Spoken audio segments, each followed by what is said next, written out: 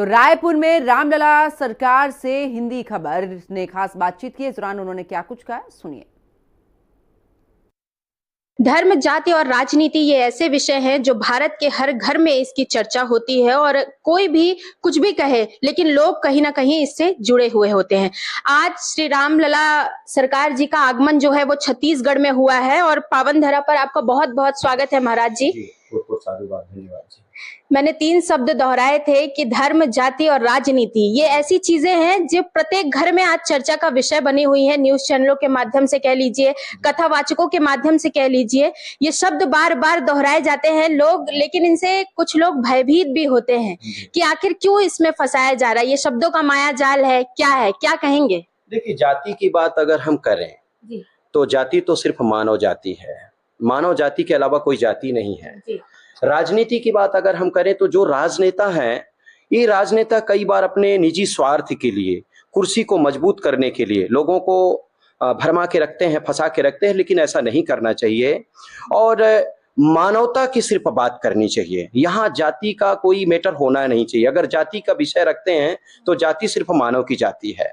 मानव मानव से प्रेम करे, मानव मानव को लेके जीवन जिए, मानव अपने मानवता को धारण करते हुए माँ भारती के चरणों की सेवा के लिए संकल्पित हो, यही विषय रखना चाहिए। इस विषय को लेकर राजनेताओं को प्रयत्न प्रयास करना चाहिए। मुझे तो ऐसा लगता है कि जितने धर्मपरायण लोग हैं, जो धार्मिक सदगुरु लोग हैं, जो सदग्रंथों को मानने वाले हैं, वो लोग कभी कभी भ्रमित कर देते हैं। वो लोग भी भ्रमित है, दूसरे को भी भ्रमित कर देते हैं। तो मुझे ऐसा लगता है कि सबसे पहले उनको माया जाल से, भ्रम जाल से निकलना चाहिए और एक ही बात कहना चाहिए, मेरा भगवान कभी किसी से भेदभाव नहीं करता।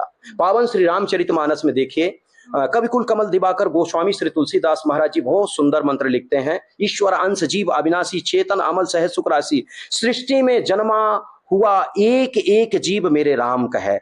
जब मेरा राम किसी से भेदभाव नहीं करता तो हम लोग क्यों करते हैं? ये लोग भ्रमित करके रखे हैं, हिंदू, मुस्लिम, सिख, ईसाई, ये सब बोलते रहते हैं, लेकिन मुझे ऐसा लगता है कि जाति एक ही जाति है, वो है मानव। अगर मानव मानवता को धारण कर ले तो मेरे राम कहीं दूर नहीं है। राजनेता कभी कभी भ्रमित करते हैं अपने स्वार्थ के लिए, लेकिन कभी कभी भ्रमित वो स्वयं हो जाते हैं, वो स्वयं अपने जाल में फंस जाते हैं। मुझे तो ऐसा लगता है कि इस नीति में चलने वाले, चाहे वो धार्मिक लोग हों चाहे राजनेता हों, अगर इस नीति को लेके चलते हैं, मानवता को भ्रमित करके चलते हैं, तो उनका उत्थान होने वाला नहीं है। उनको सिर्फ और सिर्फ मानव को मानव बनाने के लिए प्रयत्न करना चाहिए। जी धन्यवाद। तो ये थे रामलला सरकार, जिनका दरबार भी छत्तीसगढ़ में लगने वाला है 5 दिनों का। और तो आप देखते रहिए हिंदी खबर। निशा द्विवेदी, छत्तीसगढ़, रायपुर।